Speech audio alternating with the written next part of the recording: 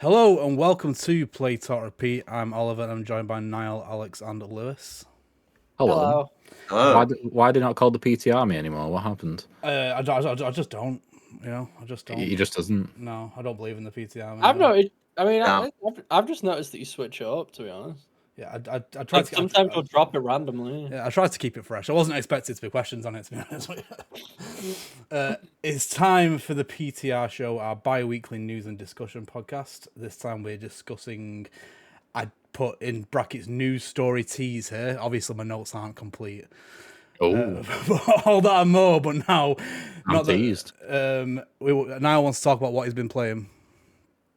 Oh, go on, Niall. Just me? Just you, no one else has played anything. You guys have all played stuff. No, we've played the video game. We played the video game book club game and nothing else. Have you not played anything else?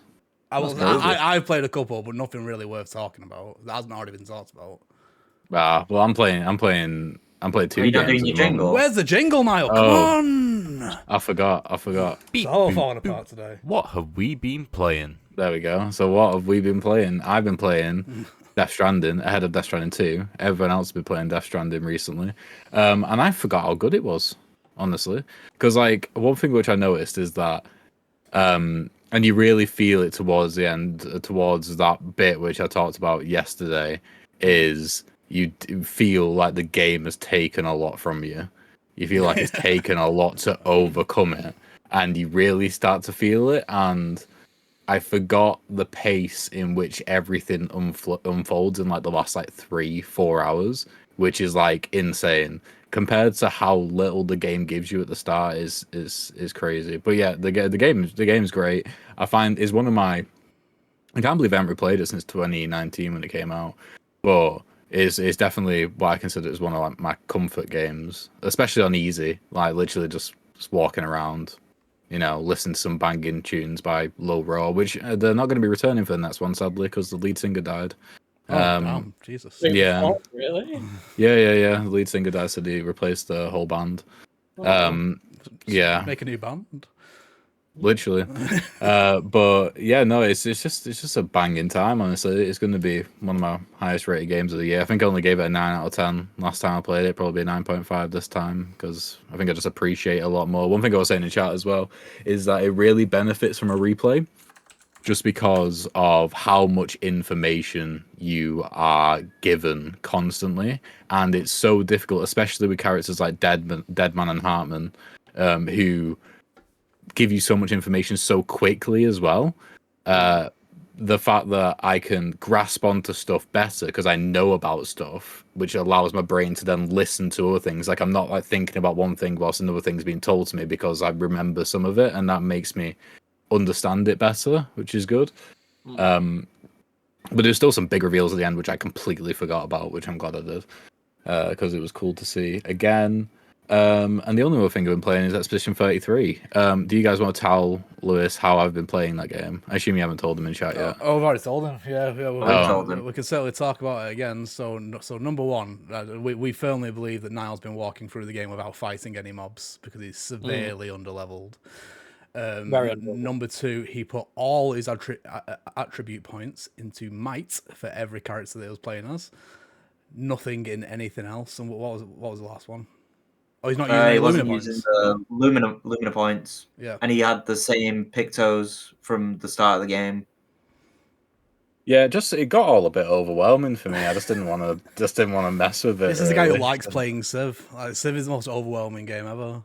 Nah, Civ's chill. But yeah, because that's the thing. Like at the moment, because we will do a review of it eventually. It's becoming sort of what's the word for it?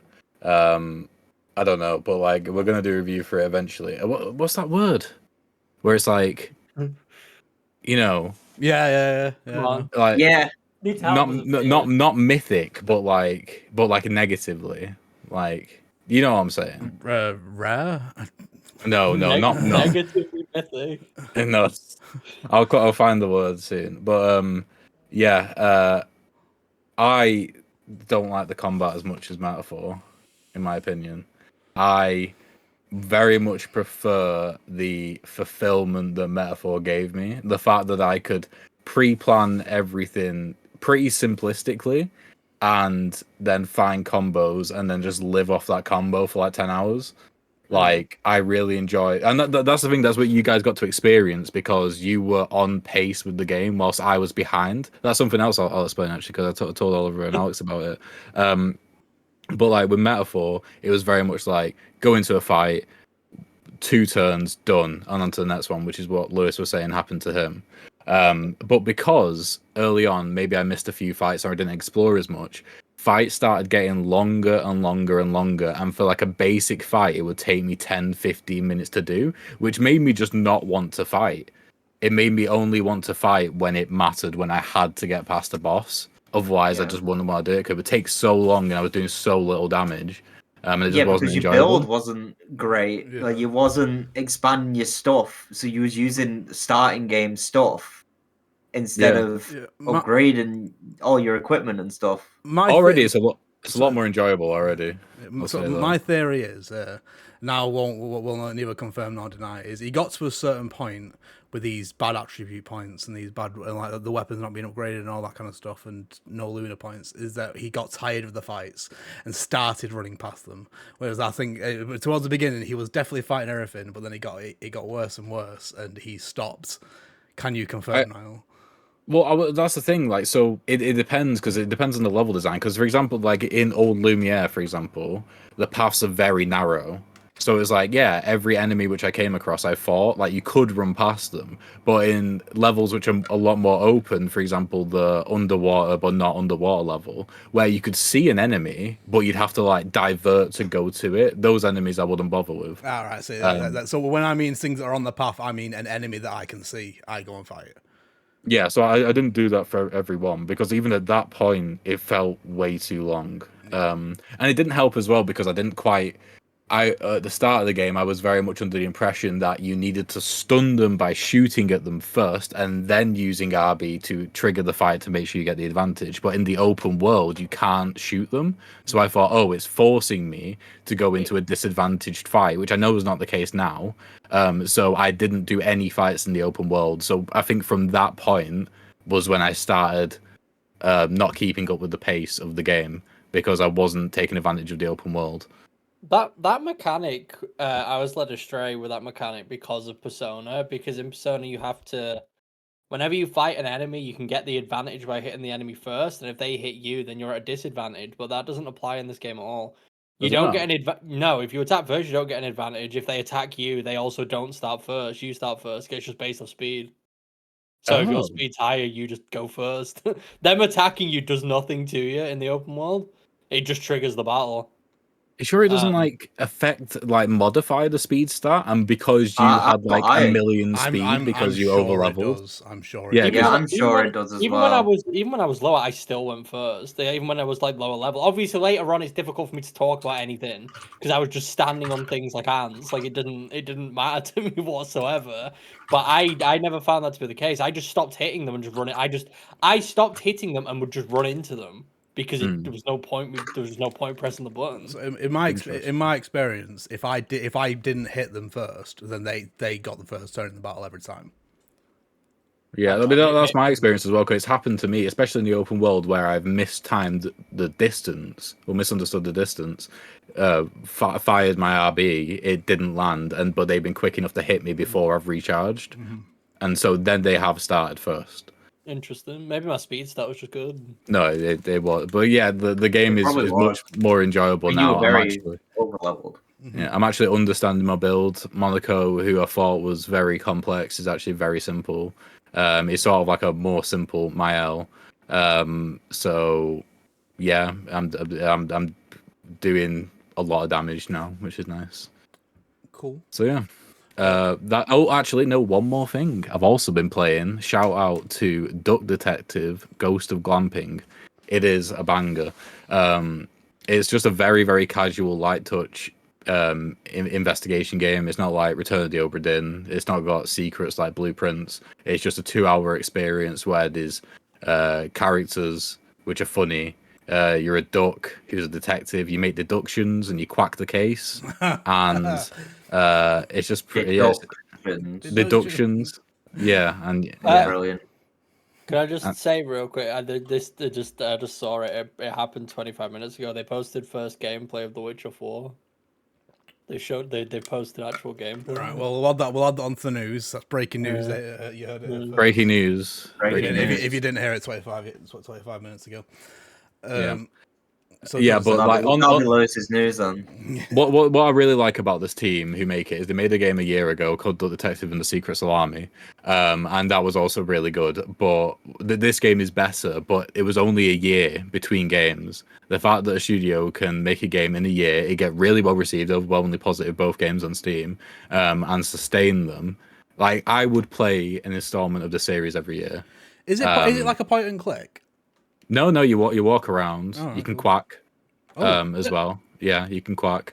But yeah, the gameplay loop is essentially you go up, you talk to people, you get information, and from that information you get keywords, which gets put in your notebook. You can inspect them with a magnifying glass and get more keywords, and then you have clues to solve using those keywords. Like this person is related to this person who did this thing in this place, and then you solve that, and it progresses the story. Very simple. There's a few which are a bit of a head scratcher, and there's a built-in hint system. I had to use the hint system once. It goes up in 3 stages. It goes like vague, more less vague, and then pretty much tells you the answer. But yeah, 1 second, I'm gonna live record a jingle. Breaking news. Expect that later. Okay, grand. But that's what I've been playing. Okay, cool. So the other two haven't really been playing much. I beat Balatro. At the end of the last PTR show, I said I'm going to go and play it now, and I did, and it did eventually click with me. And it is incredible. I've also beat Mafia Definitive Edition. I haven't really got much to say about that. It's just a standard game. Shadow of the Tomb Raider, yeah. But one thing that was fun is you should all play, because it is only 12 minutes long, is Warhammer 40,000 Bolt Gun Words of Vengeance. It is very fun. Oh, I've heard about that. Yeah, it's a typing game, isn't it? It is a typing game. It is, like I said, 12 minutes long with 3 levels, but it is really good. I really enjoyed it. It's free as well, isn't it? Yeah. It is, yes, it is free indeed. But yeah, other than that, not got much to say. So we'll get on to the news, starting with the breaking news. The breaking news, yeah. Breaking news. Breaking news. Go. Right. I'm gonna get the video up. Lewis, do you wanna? I'm assuming this is gonna be your news. I'll pull it out my arse probably. Yeah. So they announced basically that they were gonna show us like an. Is it Unreal 5 that it's running on? It might be Unreal 5. So. It's from the state of Unreal. Yeah, it is. Yeah. Basically, they're showing the first gameplay we've seen of The Witcher 4, and they're showing it running on Unreal Engine 5, presumably. This is all running, apparently, on a base PS5 at 60 FPS and ray tracing. I'm yet to obviously see the gameplay myself. This is my first time seeing it with you guys. But this is all running on a standard base PS5, apparently. And I guess we'll just see how good it looks, really. We'll have a quick gander, see what's going on with that. But everyone on the internet seems to be a bit mind blown by it. Are we sure it's gameplay? It don't look like gameplay. They said it's gameplay. No, so this part will be a cut. They show actual gaplay in the. This is only a 2-minute one. Maybe there's 2 different clips. Yeah, maybe. Maybe. I would imagine that if it's gameplay, it'd be like a bit longer. Yeah, I can definitely see the gameplay of Siri going around on a horse. So there definitely is gameplay. So it sounds to me we're watching the wrong thing. No, it's a tech demo cinematic. It's worth watching, I imagine, right? No? Yeah. I'll watch it. Yeah. I mean, I'll watch. I don't know anything about The Witcher, so I can't contribute really. It looks nice. Yeah. There's monsters. It looks like he's about to die. Right, I'll give me a sec. I'll switch over to the other one. I need to find it. That's basically they go on the right, right there, on the right. Yeah. 3 minutes ago, this proper breaking news. This Unreal Engine 5.6. I didn't realize it was going up in point increments. I just assumed it was Unreal Engine 5. No, it always does. Damn, this looks nice. We're getting kind of close to Unreal Engine 6, so we're not then if we're on 5.6 already. We need 4 more points. Yeah. Oh, it seems like we've got up quite fast. Hasn't stuff only just started using Unreal Engine 5 like recently? Yeah, but it came out like 4 years ago. Yeah, Like imagine point Oh, I six is suppose. like Actually. point six will just be like a patch or something, right? It won't be like because I imagine developers won't need to pay extra for the use of the engine. No. Yeah. This does look nice. It does look nice. He's being enhanced by the fact that this is apparently running on a base PS5, which I'm skeptical whenever companies say that. I just don't believe them. I've also played Unreal Engine 5 games, and they don't they don't run. Does it make you feel like it was a bit pointless getting a Pro? No, because it looks cool. Ah, okay. The reason I got the Pro isn't necessarily for the Pro. To be fair, the games that have taken advantage of the Pro hardware have been night and day difference. Like, it's been absolutely phenomenal. But 70% of the reason I got that PlayStation is because it looks like a PS1. So, I think it was worth it personally. Why are they just dropping this? Why is it not in like Summer Games Fest or something like that? I don't know. Well, it's because games or just like studios love doing their own thing now. Well, Because it's 200 grand cheaper. It's part of like some Unreal showcase, isn't it? Something like that. Yeah. Yeah. State of Unreal 2025. Like Unreal might have paid them to do this. Unreal probably looks paid Unreal. them, yeah, for sure. It does look Unreal. I can't imagine it was the other way around. It's just whoever's throwing the big bag of money around. Skip forward. Man, I don't want to see walking around town. Show me some action and shit. And Jeff's big bag of money obviously wasn't big enough. All right. Well, Jeff would have been asking for a big bag of money. That's It's difference. literally just Oh no, walking wait, around yeah, you're right, town. yeah. Yeah. Well, the second half is just them talking. So it just. It looks great. Yeah, I forgot that the people paid Jeff, not the were. Yeah. Go over there. No, yeah, this looks crazy. This looks absolutely stupid. It just seemed a bit random because I didn't know this was being shown. I don't know if we were just out of the loop and they announced they were going to show this. But I was completely unaware that this was happening. Yeah. This just feels like an out of nowhere thing to me. Looks really good. Well, hopefully there'll be some more like news, like bits and stuff we can talk about on the next show. I was going to say, could they not still show it some again? Do we know when this game's coming out? No. No. I'm surprised it's this far along, honestly.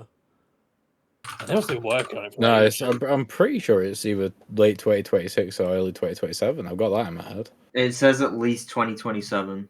Oh, there you go. Yeah, looks really good. This leads on into my news story. Who's running this fucking podcast? Out with the olds, in with the news. It's news time. Would you like to go? Would you like to go first, Niall? Yes, considering Okay. we're talking about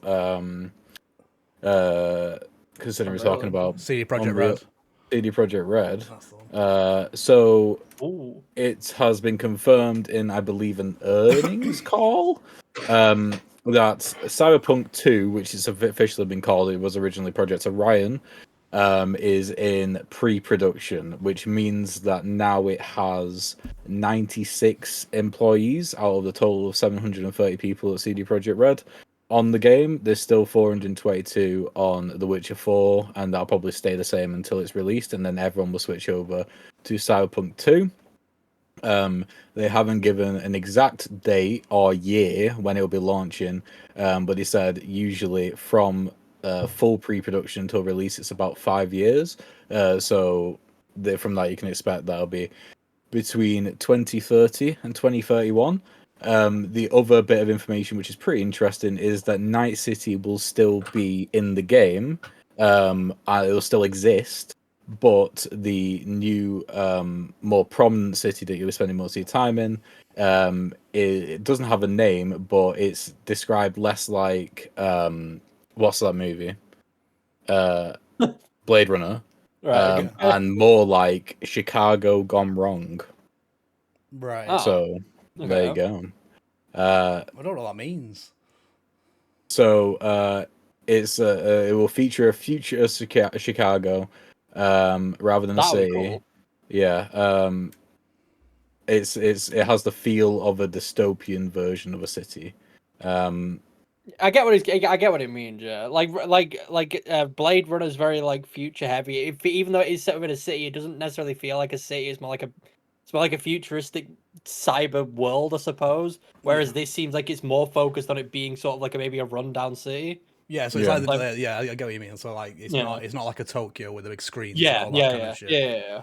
what I get from it. I understand. Which I think is really cool. I mean, Night City is one of those places in games where it's difficult to replicate, and you can't really think of any other experience you've had in it, had like it. But it'd be really cool to see what they can do different. But yeah, there we go. I'm excited to know what Sirius and Hadar is. I was about to say, what the fuck are they? Yeah, so They call them incubation projects, which is why usually most projects that you hear are cancelled are incubation projects, where just like a few people work on them to the point where they're ready for pre-production. So they've got 2 projects like that lined up, which are probably either spin-offs, like it could be a Gwent 2, maybe, or it could be a completely different IP. So yeah, there you go. Cool.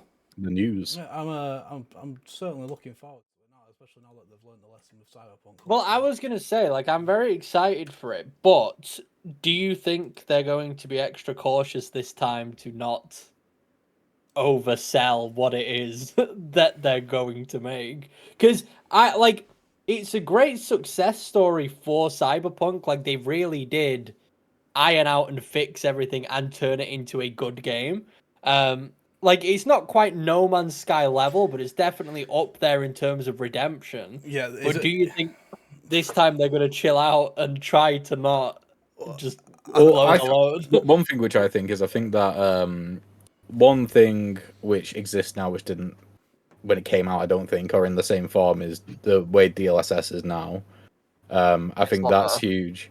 I think that basically the tools which they're using are huge. I reckon they were probably just using similar tools as to what made Witcher 3 work, which is a vastly different type of game environment-wise. The engine which they would have used for that would have been very good for foliage, for example. But even then, The Witcher 3, if you remember rightly, it wasn't really open world. It had different sections of a world which you can go to. You couldn't just walk endlessly.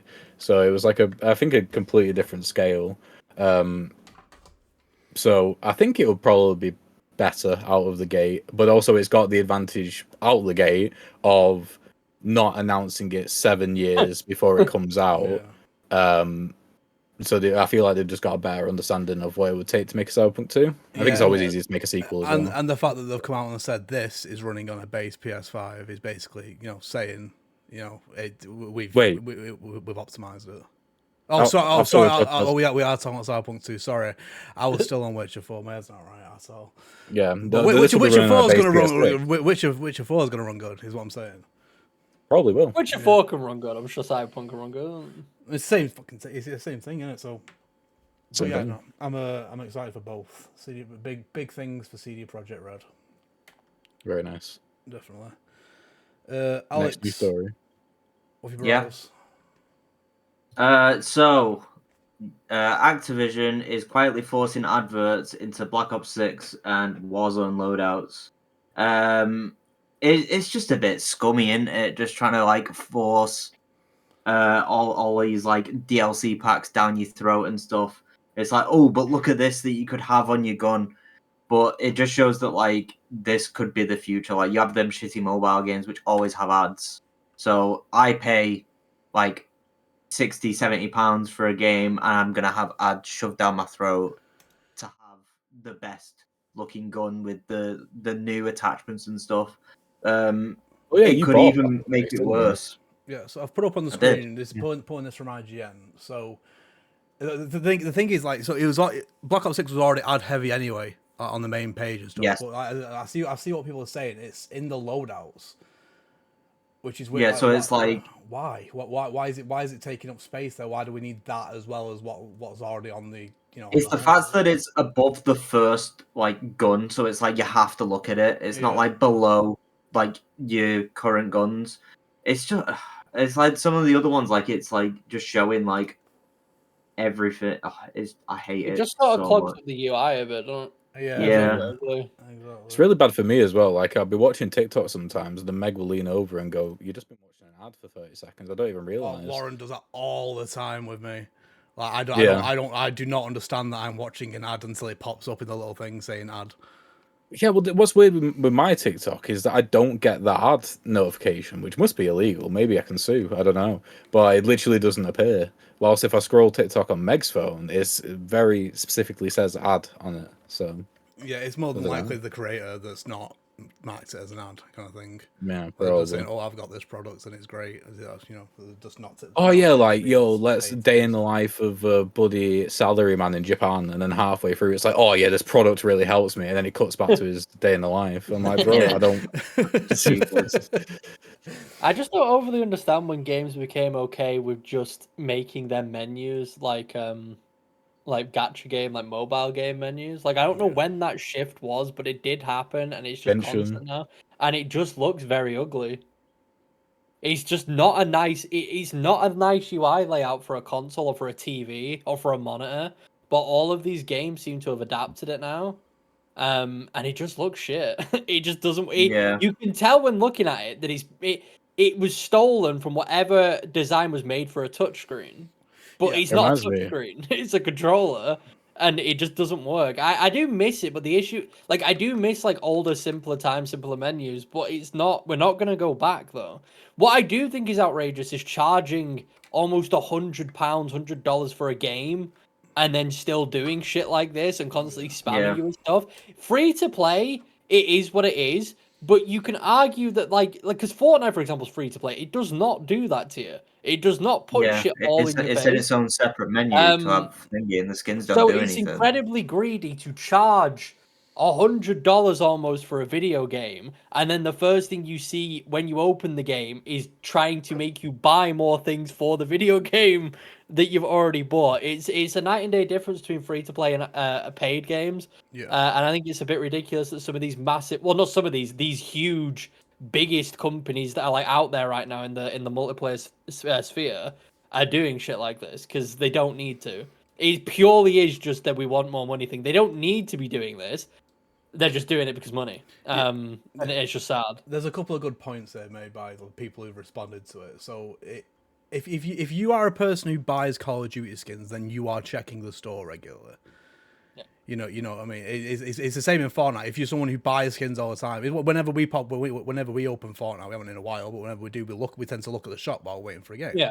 And that's where the advertisements things should be, because that's where you're buying it from. But then someone else said just wait until they had pop-up ads for bundles while you are playing the game. Like that genuinely is the next step, because it being in the loadout is but one step removed from you playing a game and something coming up in the corner saying new bundle available. It's like it could happen in like zombies and stuff or something, because you could run out of a certain gobble gum, which is something you can use to like get better guns from the mystery box or get all the perks.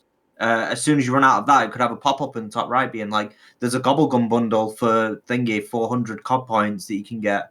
But it's like, well, what happened to the experience of me like getting those gobble gums through the game, like, and actually earning them? I don't want to pay for my gobble gums. You don't want to pay for its gobble gums. It's just the thing. No. It's just the thing. It's just the thing of testing the waters and seeing what they can get away. Because this is how it starts with anything like this. They're doing this now, seeing what the backlash is like, and seeing if they can get away with it. And if they can, then they'll proceed to go further and further with it. That's all it is. The thing is, they can get away with it. They can. No one's gonna boycott this game. It's horse armor all over again, man. That's what it is. It's just it's not going to stop people playing. No one's going to stop playing it because of it. People are just going to complain, and then eventually they'll stop.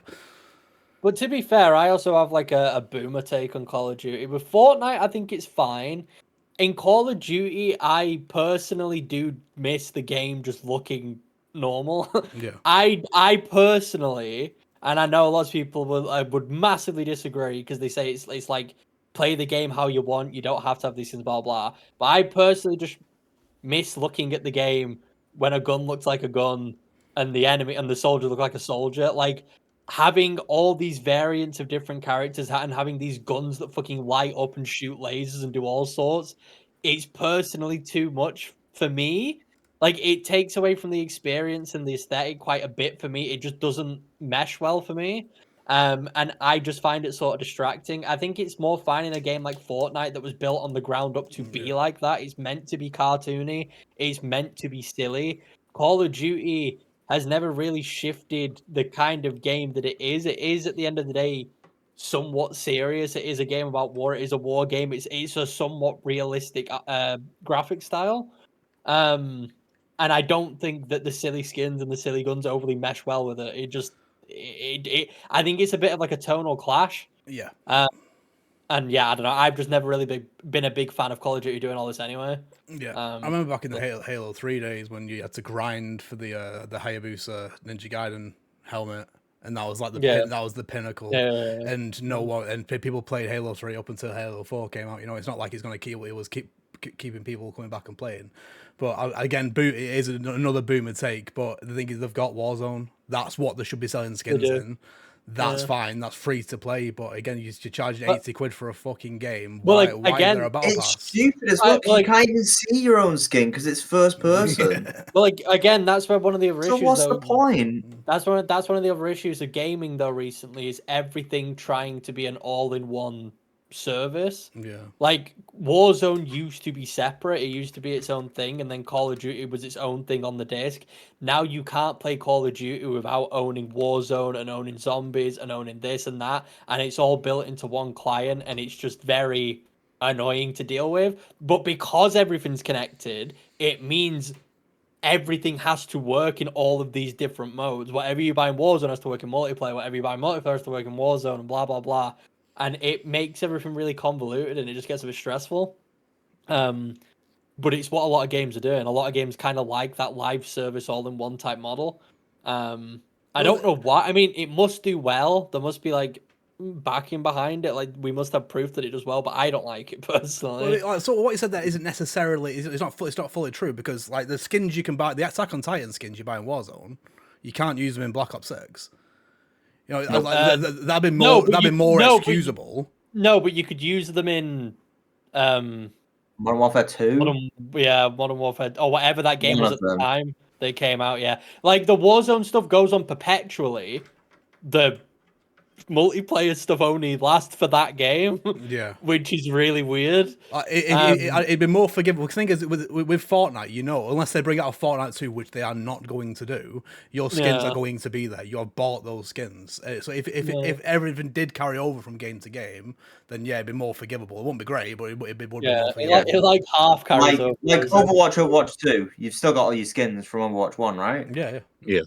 I'd be pissed. Yeah, so it'd be the case like that. Exactly. All right, we'll move on. Exactly. All right, so I just want to talk. I'm not going to talk about this for long because I don't know an awful lot about it. I just know that it looks really cool. A new game has been announced by who's developing it? Parasite has announced a game called Davy X Jones. Davy versus Jones. Yeah, kind of. So you play as Davy Jones. Oh well, it's not necessarily true. You play as Jones, and you carry Davy around in your hands. His head has been cut off, and it is sentient, and it is his own thing. But the gameplay looks very Doom.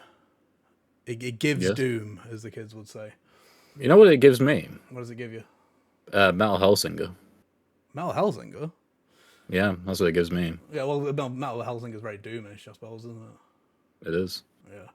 Well, no, it looks cool. I'm very excited about it. Sorry, I'm just start watching it.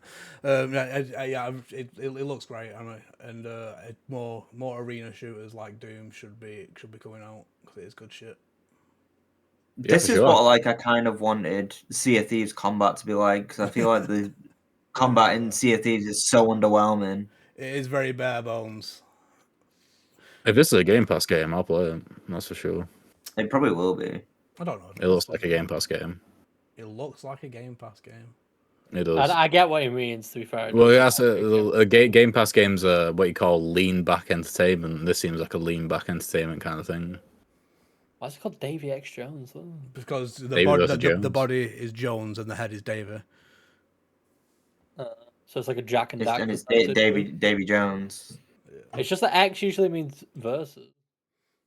Only Steam. PC exclusive. Yeah, it is PC exclusive. Well, that'll be for now anyway. Oh, PC consoles. Wait, what? Wait, what? Yeah, what the fuck? What does that mean? I don't know, I've never seen that before where it just says consoles. PC consoles. Maybe they don't know what. Yeah, maybe they console- don't know. They might have like an exclusive to PlayStation, or maybe they're seeing like who could buy them or whatever. Don't know. Maybe. Again, exclusives mean nothing nowadays anyway. When something is No, even exactly. console, but also PC. Yeah. Like PC, one of those things that where it really doesn't make sense to not just have a PC and only a PC, because anything you want is just going to come out on PC. It's gonna happen. Like there's no exclusivity anymore. It doesn't exist. It's not real. Lewis, you want to briefly talk about your other one before we move on to the draft? Yeah, I can speak about it really quick. Essentially, EA doing EA things. They've already done this a ton recently. They fired like a bunch of people, but they decided to lay off one of their other developers. And by doing that, they've killed off the Black Panther game that they were making. Admittedly, was it just Niall actually was unaware, or was it all of you? One of you guys wasn't aware that this game is even coming out. I thought No, I thought Captain America was also a Black Panther game.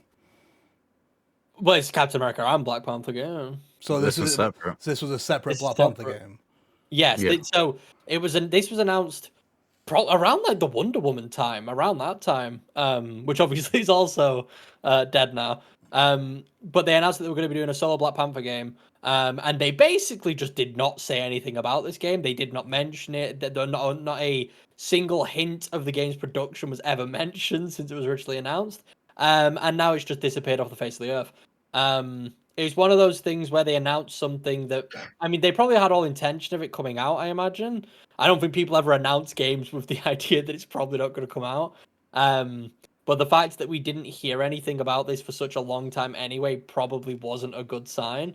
And whatever reason EA have closed down the developer for the studio for, I don't know. But like, it's probably not for good reasons. No. But yeah, it's sad to just sort of see stuff like this bit. It's sad that there's a lot of games that will just never see the light of day. Would this game have been good? Maybe not. Might have been awful. Is it sad that like essentially art has just been erased from existence and just no longer exists? Yeah, it is. Like it is. It is sad to know that a game like this was going to come out, and like huge fans of Black Panther just aren't going to get this game. Ever really. It's probably sort of been on the back burner for years, I would imagine, and now it's just fully gone. That's just a bit sad to see. It's sad when this happens to games. Again, this is why I'd rather not know about things. I'd rather stuff just never be mentioned unless it's definitely coming out, because it leads to stuff like this. We just sort of get a world knowing about stuff that it was never meant to be. Exactly. So just to I think clarify, that's the developer that has been shut down was Cliffhanger Games. What they made. Have they made anything else? I do not know off the top of my head. You have to look it up. EA will not tell anyone the exact number of individuals impacted, but it is supposed to be less than the 300 that they cut from Respawn. Damn, how nice of you. Thank you very much. Just all these people's jobs, man. Like I said, I wouldn't want to work. I said to you the other day, working in the game industry is the most volatile place to work. I was gonna say it seems very, very volatile. It seems very, very terrifying place to be. Yeah. Bad luck, Niall. Yes. Did you look it up, Lewis? Yeah, I can't seem to find anything that this company has ever done. They haven't even got a Wikipedia page, by the looks of it. Damn. The only thing I could find from them was a LinkedIn page, and it doesn't seem to say anything they've worked on. So I think this might have been the first game they worked on. Could have been a brand new studio, and they've failed at the first hurdle. That is very sad. The best I can give you, is it's got it on. Well, not anymore, I suppose, but on the team was some people who worked on Shadow of Mordor, Halo Infinite, God of War, and Call of Duty. So there you go. There we go. A real mix. Right, cool. So that's the news. Right. So we're gonna move before we head over to the big cheese. We're gonna do an update on the PTR draft. Niall, Yes, get that graphic up on screen. have you got a jingle? Yes. It's draft update time. There you go. Right. Pictures, screen, full screen. Right. So as you can see, can they see? They can see now, yes. They can see. Is that we've had 5 games come out since we started the draft. If you don't know about the draft, and we got an episode of the PTR show called the PTR Draft. I'm pretty sure it's episode 3, where we went in order, picking games which were going to be coming out in 2025, or maybe not, as we'll find out later. And so far since then, 5 games have come out. For Oliver, Doom the Dark Ages and the Midnight Walk, which has netted him 163 Metacritic score points. These are Metacritic scores. Well, that's the whole point, is we're picking games, and a Metacritic score gets added to our score. Fantasy football. You know, you get it. Yeah, man. Yeah. For me, just Expedition 33 has come out, which everyone thought would be the worst game ever, apparently. But I knew it was going to be great, and I got a 92. So I'm on 92 points. And then for Alex, Elden Ring Night Rain and Teenage Mutant Ninja Turtles Tactical Takedown came out, both with a bit of an underwhelming score of 78 and 76. For TMNT, I'd say points. Yeah, TMNT, I'd say that's a healthy That got score. better than I expected. I was expecting that to be a bit of a stinker. Yeah, the fact that it almost got the same as Elden Ring Night Rain shows. Well, Elden Ring Night I Rain was expecting Elden Ring to get higher. That's why I picked it. Generally, people aren't in love with that game. They think it's a bit nothing. Yeah. They think it's a waste of money for what it is. And talking about stinking up the place, we got Lewis and 0 points because none of his games have come out Yeah, yet. exactly. It's not that my games have done bad. It's not that my games have done bad. They just haven't come out. So that's not my Sounds fault. like excuses to me. No, it's not excuses. It's when they come. No, because when they come out, it's gonna be like easy 90s, brother. It's gonna be like a high all the way score. through. Yeah. But like, yeah, I just have to wait a bit. Sadly, it looks very bad right now. It doesn't look good, but I promise you, it's just the visual. Like, it's fine. I'll be okay. I'll be coming back home. Okay. Speaking of games coming out, if we next slide, Oliver, if we can. Next slide, Oliver. Next slide. These are the games which are coming out in June, confirmed release dates. We have Radu Remastered, The Mystery of the Soulless Army, which is mine. Alex has got 2 coming out, Mario Kart Worlds and Tamagotchi Plaza. And then Lewis also has FBC Frybreak, which at the time of the draft did not have a confirmed release date. It was just 2025. So we got a good pick there. And also Death Stranding 2 on the beach. Oliver does not have one for this month. So Lewis has the opportunity to surpass him. And he's got a good chance, I think, with Firebreak and Death Stranding 2. Oh yeah, like Firebreak, Death Stranding 2 is easy, like game of the year, 97 on Metacritic probably. Firebreak could go either way. I don't know. I'm not.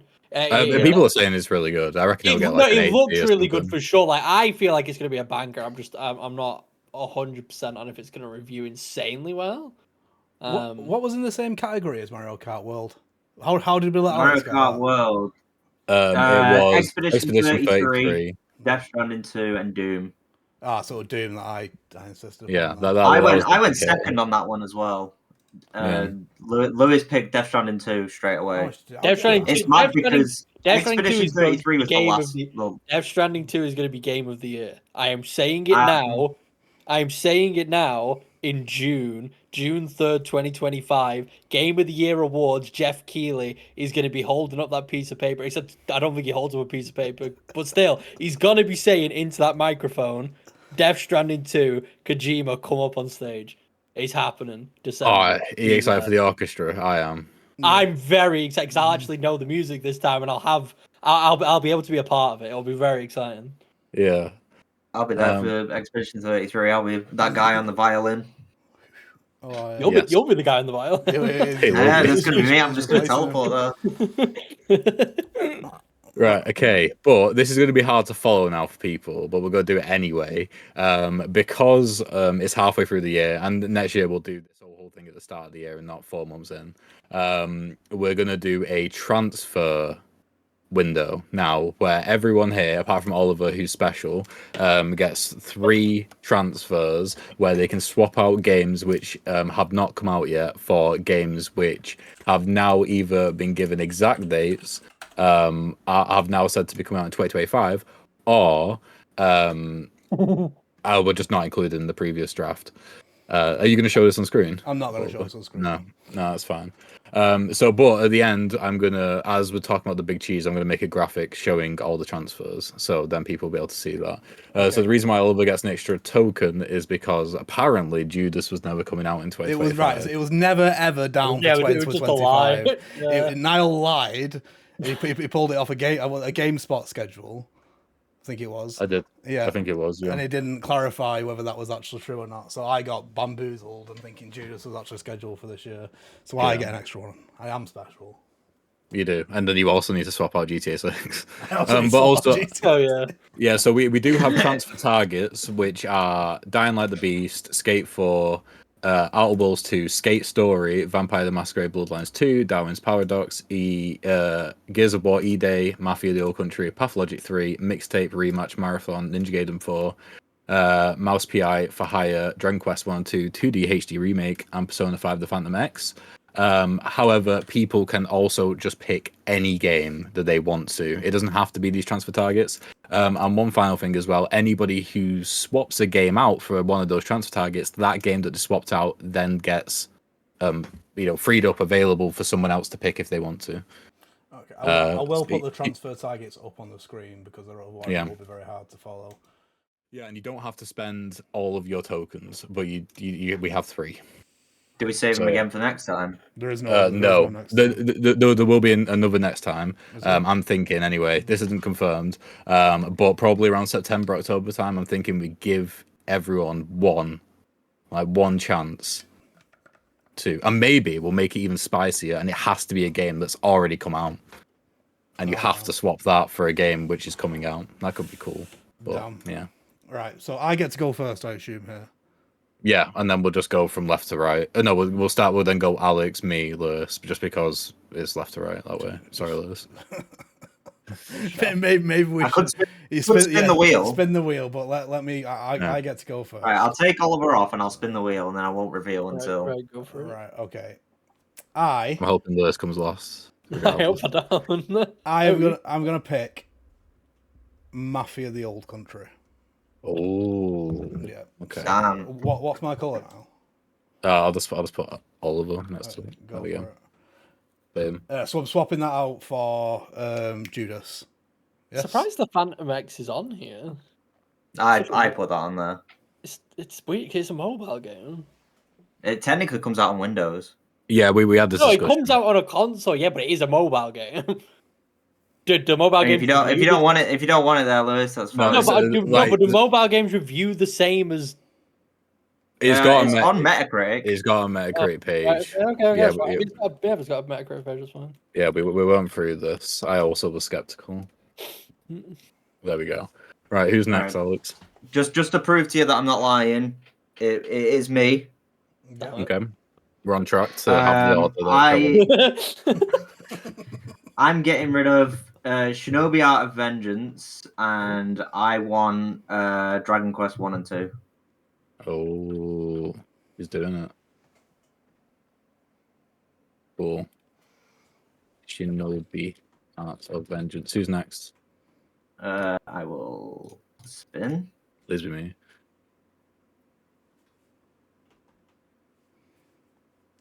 It's Lewis. Oh, so I have to choose something that I already chose and swap it out. You don't have to. Oh, wait 1 second for Alex's transfer. Transfer. Sorry, I forgot about that. There you go. Oh, come on, Oh, sorry, 1 second for Oliver's. Transfer. There we go. There we go. I don't know what games I chose. What did I choose? You need the list up in front of you, Lewis. Have we just not Yeah, got Lewis. Okay, there we go. He's an anonymous hedgehog. I've got some bangers in here, though. You know. But are there any that you think, because some of them don't have release dates, that you think it's going to get delayed to next year, that you might get a guaranteed points? I wonder what I'm so called Borderlands. Oh yeah, with all the bloody discourse. Yeah, exactly. Part of me wants to change Borderlands just because I feel like Randy Pitchford's destroyed it. Get Marathon instead. You got Padawan on though. Yeah. I would say I could get rid of Patapon, to be fair.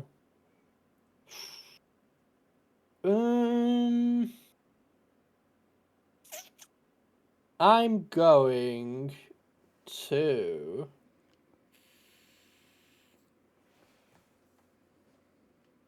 That Dead air. We love it. We I love it love over it. at Lewis. PTR. That is fine. Now I'm gonna stick. I'm just not gonna change. I'm just gonna stick. Not anything. changing anything. No. Oh, Interesting. Okay. Okay, fair play. That's good. No, that's fine. Inter- That is yeah. fine. It's more for us. more for us. That is true. Right. So for me, first on the chopping block is Double Dragon Revive, and I'm gonna swap that out for. I'm gonna swap it out for Skate Story.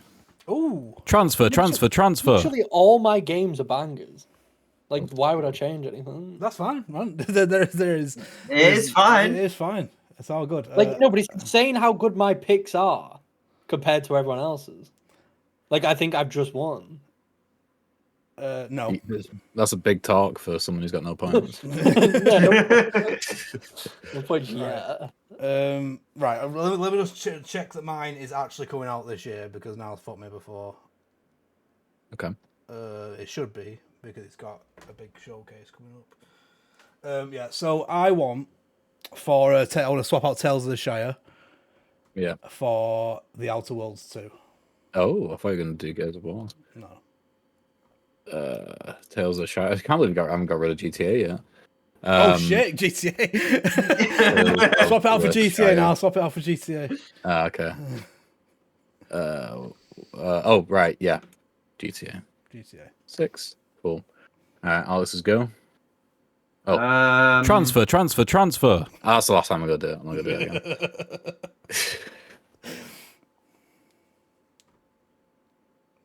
Alex, be ready, man. Be ready. Behave. It's difficult. Can I have a turn this time? I Yeah, you can. Yeah. No, he's changed his mind, has he? Yeah, we'll stick with the order though. So after Alex. I looked at one of my games. I'm. He's swapping the Hell Is Us. It's. Hell is us. I don't have that. Not you, No, Lewis. Yeah. Oh. I'm thinking of getting rid of Tamagotchi. Nah, it's gonna be good though. It might be good. It could legit be But it could be a 9 rematch. out of 10 for all we know. Well, that's what I mean. Like, it could just get a random 70, and that'd just be like a decent amount of points. Skip my go for now, and then I'll come back to me. Okay. I'll let Lewis go. Blue Dogs go. Can I swap out Hell Is Us for rematch? Yes. I stole it right from Alex's claws. That's fine. That's fine. Right. Is it my go or is it back to Alex? It's back to me. It's Niall. Just keep going round. 'Cause I didn't know how many. Yeah. So I want to. Oh, do I want to get the? I don't know about this Radu. Is this Radu good? Lewis? Raider. Don't tell him, Lewis. Don't tell him. Let him. Actually, no. Wait. Yeah. Should I avoid telling? Don't help him. Don't help him. All I will give you is it's a game that some people have wanted. Okay. The amount of those people, I can't confirm or deny if it's a lot, but yeah. I'm gonna swap out Radu for what do I want? I want I'm gonna go for Darwin's Paradox. What is that? Let me look. Oh, the octopus guy. Yeah. Cool. Right. I'm being a bit risky. I'm picking games which definitely have release dates with games that don't have release dates. Yeah, I know. But yeah, it's risky. Right. 1 second. I'm just double checking. Right. So I was going to pick Gears of War E-Day, but once again, that has never been confirmed for 2025. I mean, it has. No, it hasn't. Oh. I'm looking at the Wikipedia page right now. It's never been given any kind of date. So I am going to swap Tales of the Shire for Ninja Gaiden 4. He's doing it. Right, I'm surprised. Surprised Silk Song isn't on here. Because it's not coming out. No, but Niall it's- already I mean- has it. I already mean, have it. Oh, has he got it on his list? Yeah. Yeah. Look, it's right at the bottom of the list Yeah, and that's where it says doesn't exist. Oh yeah, it doesn't. where it says doesn't exist. No, the only reason I'm saying that is because there was like news yesterday that the PlayStation page has been updated for the Steam page has been updated for the first time in 9 months. I think. Yeah, it's coming out this year. No, it's fucking It's getting not. announced. It's getting announced on Friday. It could get. It is Summer Games Fest, so if it's gonna get announced, it will be now. Like it could happen. Literally, you're gonna eat your shorts. No, That's I'll what's gonna happen. tell you what, You better right? wear them I'll because tell, you need them. I'll tell you what. If it gets announced at some of the Games Fest, then I will shave my head. Oh, damn. Oh. No, you should shave your beard and then glue it to your head. No, I think my wife would leave me. Right, Right, yeah. cool. That's my 3 points done. Yeah. We you got got another one one more. because you had 4 because you're special, remember? Oh yeah. Okay. Fair play. Right, Alex is going. You know what? I'm out. I'm happy with my picks. He's happy. He's out. Okay, it's me then. Do I want to go rogue? Am I happy with everything? I'm not happy with Story of Seasons, really. I think that's a fair shout. To be fair. Yeah, I feel like Vampire the Masquerade Bloodlines 2 has the potential to just come out in a terrible state. Just one more warning: Skate 4 isn't coming out this year. not Early access is expected this year, but there will be no reviews for it. Do I go for Pathologic 3?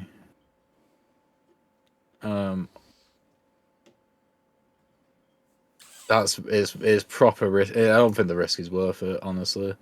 I think I'm done as well. I'm gonna stick with Story Seasons Grand Bizarre. Alright, You know what? I'm regretting my decision. I'm gonna do something crazy. Okay. I'm going to. Are we making the rule that you cannot swap games that have already come out? And Yeah. already got Yeah. Yeah. Okay. Yeah. I am going to transfer back in Radu for what's it called? The Story of Seasons, the Grand Bazaar. Okay. You're mad. Because yeah, I'm feeling like that's gonna do better than Story of Seasons. I'll be shocked. Yeah. Right, okay, that's me done. So Right. Lewis, you've got 2 more if you want them. If Oh everyone no, else is done. I'm chilling. I've got good perks. Right. No, let me what- just, Right, okay. Let me just. Right. So I want Mouse PI for hire.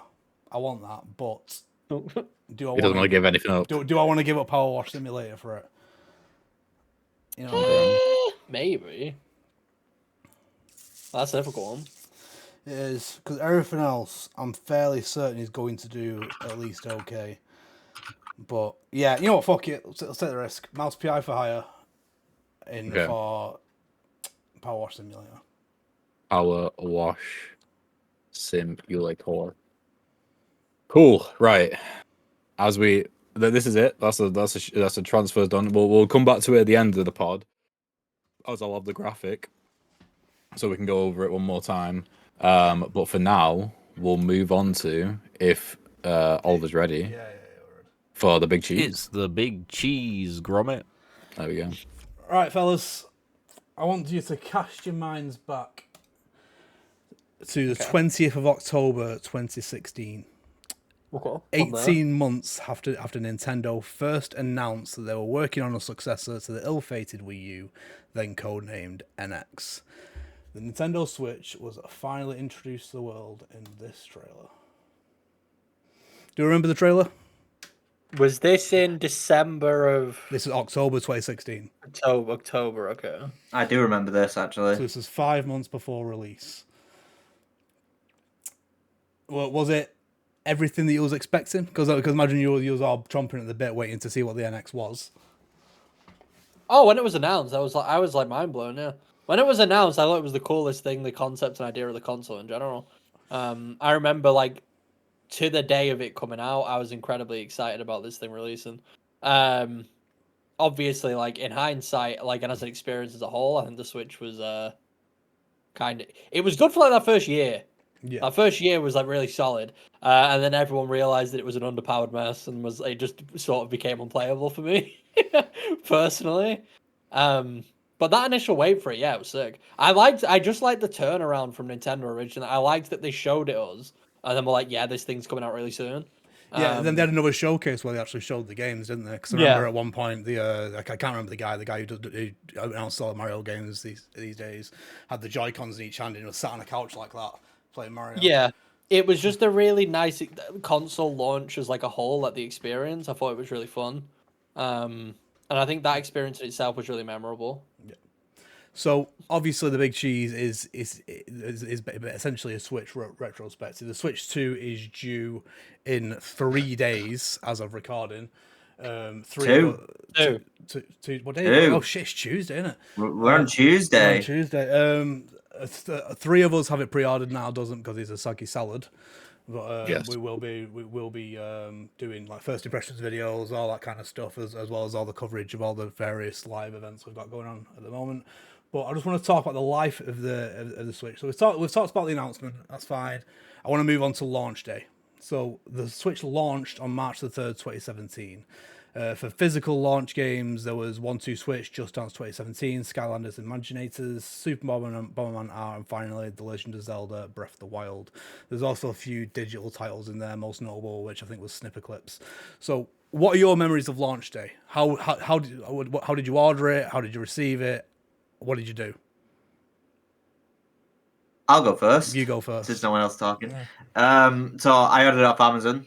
I originally ordered the grey one, and then Lewis went, "Why the fuck are you ordering the grey one?" Yeah, I did. And then I went, "Oh nah, yeah, actually, that red and blue is looking kind of nice." And then I ordered Breath of the Wild with it. A Switch arrived, and Breath of the Wild did not. So I had no game on release day. So I played the Snipper Clips demo on the first day, and then my Breath of the Wild arrived the day after, and then I played Breath of the Wild.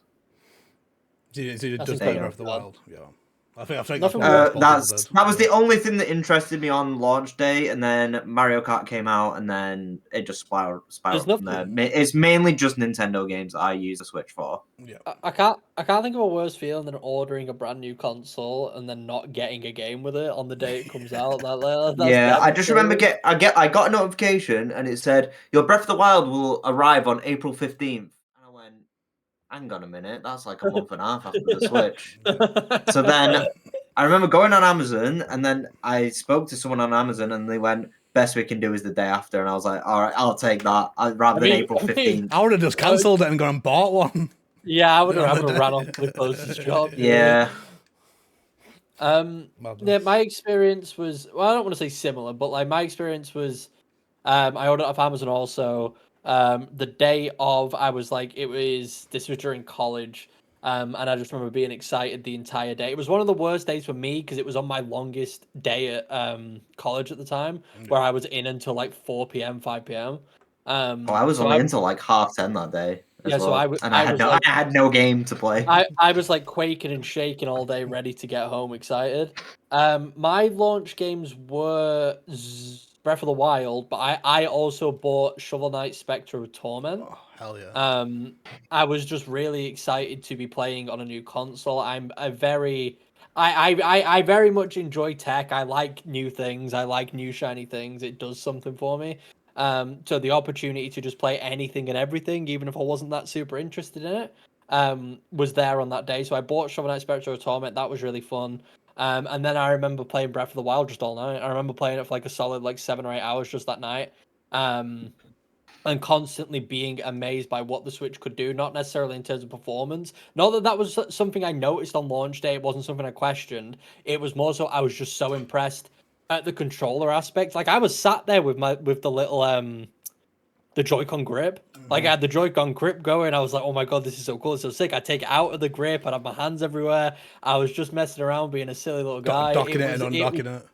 It was literally. It was just a really fun experience. And that initial launch day, that initial couple days was really nice. I did enjoy it. It was fun. Yeah, man. So for mine, I'd never been part of a midnight launch before. It was one of those things that I think every person who like plays games should be part of once. Yeah. I think the only one that I'd done before that, the what I don't really count, was a friend of mine wanted the new FIFA, so we went to Asda at midnight to get it. Doesn't really count. So I ordered it from the game that was was close to the house I was living in at the time, and I remember I think you actually had to put like 20 quid down or something like that. And then I kept going in like at least once a month leading up to it, just 'cause I was convinced that they weren't going to get enough stock to cover it. I was like, still on track. I'd find an excuse to go down there to like buy something, but I'd say you're still on track, and it's still on track. And then a week before, they ask you for like you go in to like get the full payment. So at that point, I was like, yeah, this is fucking happening. And I was sat outside game at 11:30. And just in the car, just watching the door, just waiting for one other person to go to the door, like that. And as soon as someone did, I was out the car and I was fucking in there. And to be fair to them, you are in and out within a few seconds. So yeah, I got the Switch 2. I originally bought the grey one. I regretted that afterwards. And Breath of the Wild. So yeah, I got home, got it open. I like Lewis said, I was docking it and undocking it. It's like, what the fuck is this? But yeah, I just played like Breath of the Wild for as long as I could stay awake that night. I don't think I was in work the next day. So yeah, played an awful lot of it. But yeah, I was going through a bit of a shit time at the point. I think I was like going through I think it was like a big breakup or something like that. I remember feeling very sad, and the Switch was like the light at the end of the tunnel. You know what I mean? It was really good. It's a very, very, very happy memory for me. The Switch launch day, because I, like Louis said, I'm very much into tech, new consoles. A console launch day is the best day for me, especially if it's a Nintendo one. I have not missed a Nintendo launch since the Wii, and I do not plan to miss one again. I think I've said to you guys, I've nearly cancelled it a couple of times, and it would have been very, very sad because I don't. It would have been devastating. I don't plan on missing a launch ever again. Not for Nintendo anyway. But yeah, Niall, did you get one on launch? I don't believe you did you? No, I got yours. You got mine. Yeah. At one point, I must have been hard up for cash or something like that, and Niall got a lot of my hand-me-down consoles. Yes. Right, okay. Yeah, so I remember when I first got it, I played a little game called Breath of the Wild. I remember distinctly playing it in the bath, and I also remember playing it in the doctor's waiting room. I remember my dad was sat with me at the time, and he was like, "Do you need to play that?" And I was like, "Yeah." And it was good. You know, I didn't complete it until like 2 years later. But I just remember the shrines being like, "This is pretty cool," and the physics system. There was another game as well, which I can't remember what it was, but people joke about it as like the only reason why people got it is like an indie game was because it was like one of the only games on the system at the time. Snipper clips? It weren't Snipper Clips. I can't remember what it's called. Bear in mind, this would have been a few months after the launch. So God knows what it was. I cannot remember. I'll come back to you. I'm looking for it. It'll come back to us. So, across the Switch's lifespan, obviously, there's a lot of games come out. What was your favourite game of the entire library? I'm just going to start off. I'm just going to say Mario Odyssey. Mine's the same, to be fair. Mario Odyssey. They peaked with Mario Odyssey. Nintendo did an absolute masterclass with Mario Odyssey, and then proceeded to say, "Fuck you, 3D Mario, never again." Absolutely phenomenal game that runs well, looks incredible. I'm going to be playing it again on the Switch too. It'll be the first time I've replayed it since it came out. I'm going to go crazy on that thing. They've released quite a few good games since then, but I mainly, at least the way I tackle Nintendo consoles, it's usually Nintendo-only games. So the only other games I've overly played on the Switch, like first-party releases, the only thing that probably comes close to Mario Odyssey for me would be Pokemon Sword and Shield. And I actually preferred Scarlet and Violet a lot more, but it was so exciting getting a console Pokemon game. Like Sword and Shield being on a console, like a quote-unquote home console, was a very exciting time. And the memories of that coming out were just like more special compared to Scarlet and Violet, but Scarlet and Violet is a better game. But Mario Odyssey, yeah, just a masterclass. They released it first year the Switch came out. Probably the best game released on that system. it's just a very, very good time. It's probably my favorite game. Probably one of my favorite Nintendo games of all time as well. It's just very, very good. Yeah. We should do a. I think we should do a tier list at one point of all the like first party Switch release, because there is very down. there is more down. than you remember. But yeah, so I'll go off after Lewis because mine's the same. Super Mario Odyssey it is just joy from start to finish. It is one, if not my favorite. I think it might have overtaken Twilight Princess as my favorite game of all time. It is just I could play that game from start to finish and immediately start it again over and over and over again and never get tired of it. It is just great, and it's been way too long since I've had a 3D Mario. And I think it's time. Hopefully. I will say as well. I'll just chime in really, really quick. There are a lot of Nintendo exclusives that I haven't played, because Nintendo refused to make a console that could run video games. Yeah. So I purposely just didn't play them. Like all the Xenoblade games and stuff like that. Even like Tears of the Kingdom. Like there's so many first-party Nintendo games that I've just not touched, because I know it doesn't run well. So I will definitely be making up for that with the Switch 2 at some point. But from what I played and what I experienced, Mario Odyssey 2. Cracking. Sorry, Mario me, Odyssey 1. Mario Odyssey 1. even Niall. For me, it was actually Tetris 99. Banger! I have never, I never played and enjoyed Tetris before. Really, like it was fine on the plane or whatever, but I'd never really got into it. But Tetris 99, as far as it was like, it's one of those ideas where people would have said it and gone, "Oh, that's obviously the we need to do that." A battle royale Tetris game, I would play it for like 5-6 hours straight. I never actually ever won, but I think I put like 60 hours into it, and that's definitely the most I've spent playing a Switch game. I really got into Splatoon 2 as well. That was a big one. Obviously Odyssey and Breath of the Wild were great, but I think the standout for me was Tetris 99 in terms of just what grabbed me the most for so long. Tetris 99 was incredible. I completely forgot about that game. Yeah, I play it. It was one. I must play have it like over and over again. It was really good. Yeah, I must have like 100 hours in that game, like at minimum. I'm bad at Tetris. So am I. I'm not good. I've never, like I said, never won. I think I'm very bad. Oh. All right, is it my go? Yeah. No. Oh, go on then, Niall. Carry on. Nah, JK. Yeah, you JK'd me. He actually got me. I've got him. I loved Mario Odyssey, but to be different, I think it is hard because there's a lot of games which are up there, but I think I'm going to go with Pikmin 4. Pikmin 4 was fucking banger of a game. I was confident you were going to say Fire Emblem Three Houses. That it was between Pikmin 4 and Fire Emblem Three Houses. Those were like the top two, I think. Because that was like a life-changing experience for you. It felt like when you played Three Houses. Three Houses is so good. I recommend anyone to play Three Houses.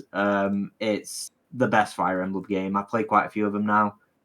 Nothing tops Three Houses, but I think Pikmin 4 defined everything that I loved in Pikmin 3 and made it perfect. And I just loved it. But there's just so many bangers. Luigi's Mansion 3, another banger. Oh yeah, that I completely forgot about. That was really good. Yeah. Metroid Dread, another banger. Paper Mario remake. I mean. There's loads that you forget about. There's too many bangers. But yeah, I'd probably give it to Pikmin 4 just because it was like I just don't.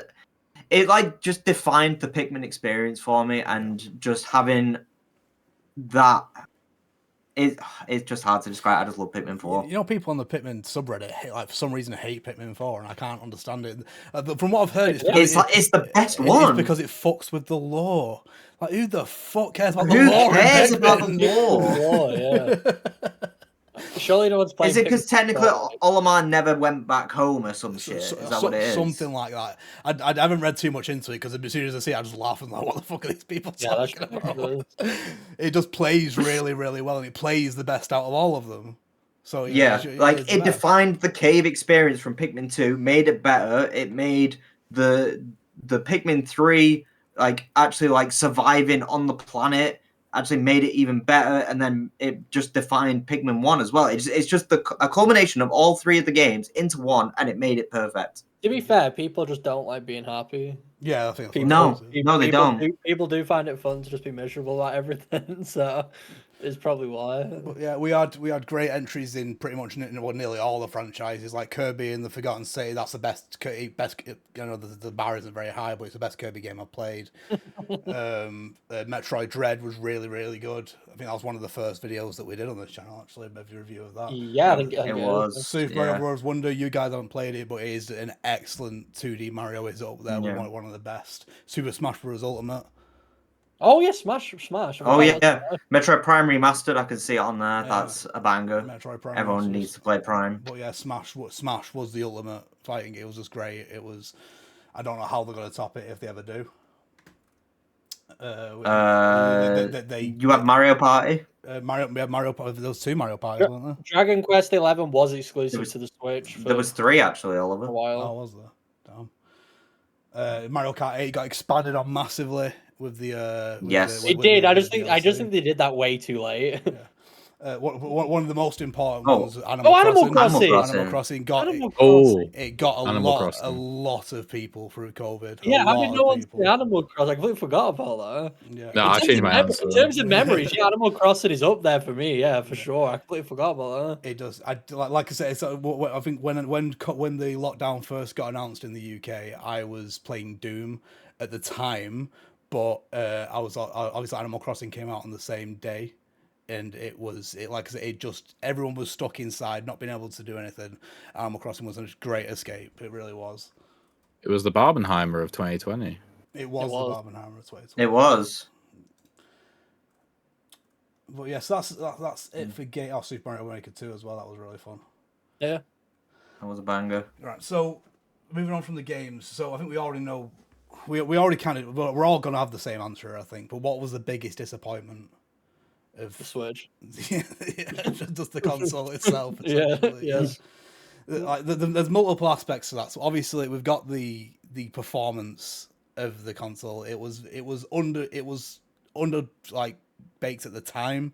Like it was bad for the time. Wasn't enough juice at the time, but now, like because it's been quite a long generation, it's just you can't play anything on it really. Like even like Lewis said, like I think me and Alex have played all the first party games that came out for it, but like to someone like Lewis who like you cares about performance quite a lot, you just can't at all. So he's had to wait for the Switch 2 to play the the newest Zelda game, which in my opinion is the best Zelda game on the system. Because I've not even played Tears of the Kingdom just because I was a bit disappointed with how it ran and stuff. Like even me who doesn't really care, I just thought it was just Breath of the Wild 1, but it just ran worse. I was talking about the Princess Zelda one.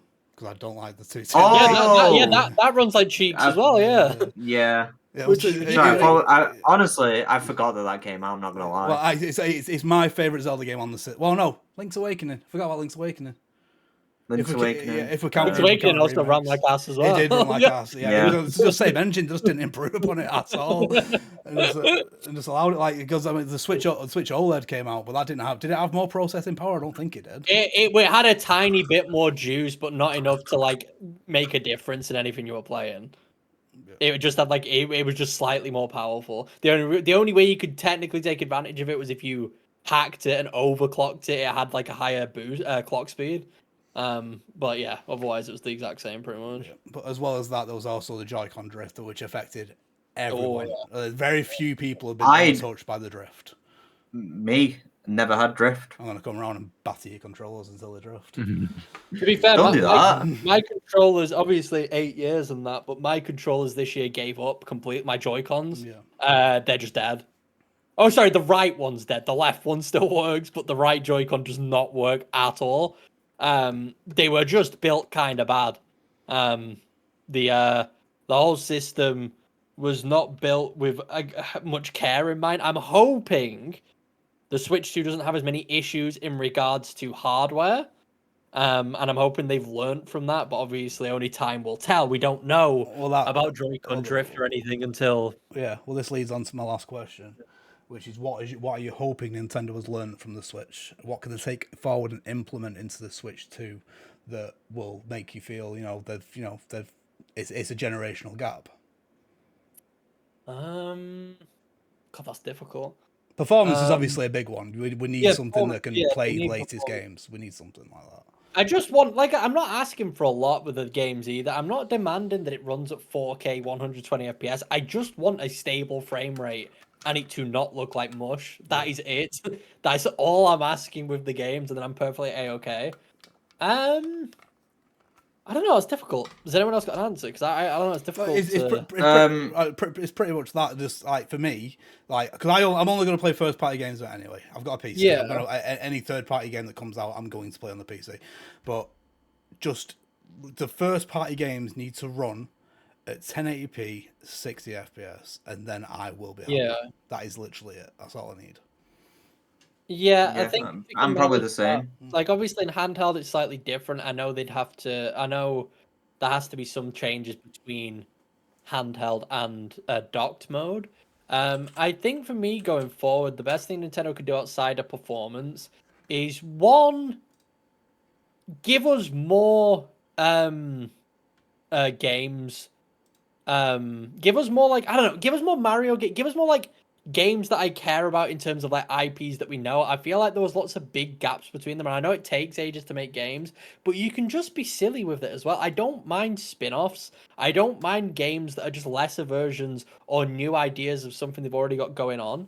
I just want them to give us more in terms of the IPs that Nintendo have, because they have a lot of them, and I feel like sometimes they just spend a long time not doing anything with them.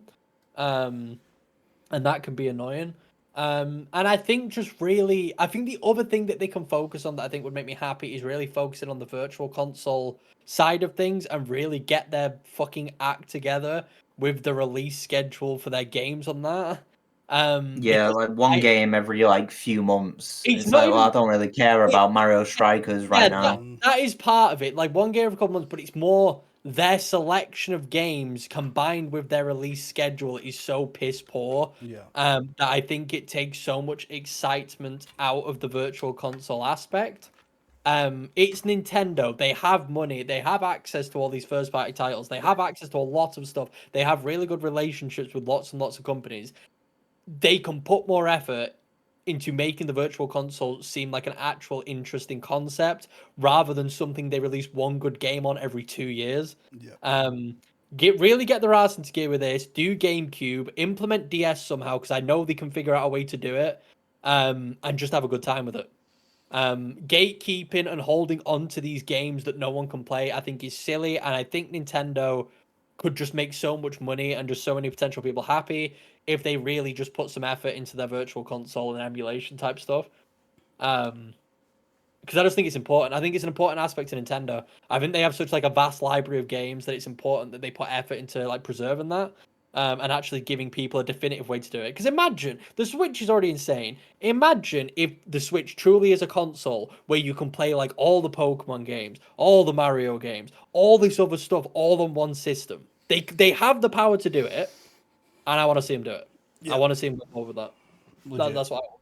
Yeah, I very much the same. But yeah, so that's pretty much the end of the retrospective. It is bittersweet. We are saying hello to a new console that will be a big part of our lives for the next 5, 6, 7 years, however long it is. But it's saying goodbye to a console that again has been a big part of our life for 5, 6, 7 years. I said my goodbyes long ago. I said farewell to that thing a long time ago. I can't remember. I will say, I didn't realize this until yesterday. I only found out. The Switch 2 doesn't natively play Switch games. I did not know this. It emulates them. Oh. It does not have the hardware to play Switch 1 games in the system. It emulates them. Brilliant. That worries me slightly. That does not worry me at all. I think that's better, if anything, because I found out, because obviously the way I found this out is because of the Pokemon update. And then everyone said, yeah, this isn't actually being ran off the hardware. This is all being emulated, which means they clearly have a good emulation system in place because it runs a million times better than it did on the original console. So I think that's good. It's probably beneficial for them that they have an emulator going and they have an emulator that clearly works, because it means they should have no problem just getting everything to work natively on the system. They'll have issues, I think, like the the PS3 that could play PS2 games, there was a handful of games that they could just never get working, because it was being emulated, and I'm sure that'll be the case on Switch. But for the most part, we should be fine. But I just found that interesting. I didn't know. I thought it was running off the hardware, but it's not. Yeah, let's have to see how it runs, I guess. Like the reason I'm slightly worried is because I just trust something that runs off the hardware rather than a. I would trust that, but I assume emulation would allow them to use tricks and stuff to get stuff running better than it would have originally. Yep. Which should be interesting. All right. We'll go. That's the end of the retrospective. We'll go back to the transfers. Niall, you're on mute, Niall. I'm on mute. Yeah. Bloody hell. Oh, what am I like? Before we get into this, one more. Transfer. There we go. So here are the transfers. I've been sweating during the retrospective putting this together. Just to confirm all these transfers now that they're locked in. Alex has transferred out Shinobi. What is it called? I need to get it up. I don't know. Shinobi Art of Vengeance for Dragon Quest 1-2 2D HD remake. Lewis has transferred out Hell Is Us for rematch, so that will also be coming out next month. So he's going to have a stacked month, 3 games. Should proper boost up the leaderboards. I've got 2 transfers. So Darwin's Paradox and Skate Story are in for Double Dragon Revive and Story Seasons The Grand Bazaar. And for all of the transfers, he's all 4 of his tokens. 1 second, let's get this up. He's only got to spend a token, Annie. There we go. He spent 4 of them. What a guy. On the inward trajectory, he had the Outworlds 2, Ninja Gaiden 4, Mouse PI for Hire, and Mafia the Old Country. On the way out, GTA 6, which isn't coming out, Judas, which was never coming out, Power Wash Simulator 2, and Tales of the Shire. Tales of the Shire. So there we go. What I might do, I might put together like a graphic. Probably not. Already, as I started saying it, I understood. I realized the amount, the work that would be needed. But in an ideal world, I'll put a graphic and we could put it as like a post on YouTube or something like that, so everyone can be up to date. Maybe I will. Who knows? So yeah, there we go. Thank you for that. So we've got over the next week, we have got a lot coming out on the channel. We'll be covering hopefully covering the state of play that's been announced for tomorrow. And we've obviously got the Switch coming out the day after, so we'll hopefully have videos up on Friday of like Mario Kart World and the actual Switch itself, like impressions, if not a review, depending on how much time we spend with it. Then we've got Summer Games Fest on Friday evening, and also an Xbox showcase on Sunday. That is if there is no more showcases announced. If there is, then there is. And apparently it's very likely that there's going to be a Nintendo Direct within the first week of the console releasing. Yeah. So sometime between Thursday the 5th. And Thursday the 12th, that would be, right? Yeah. So yeah. We're all very excited. There'll be live reactions to all of those shows coming up on the channel. But until next time, we shall see you later. Goodbye. Bye.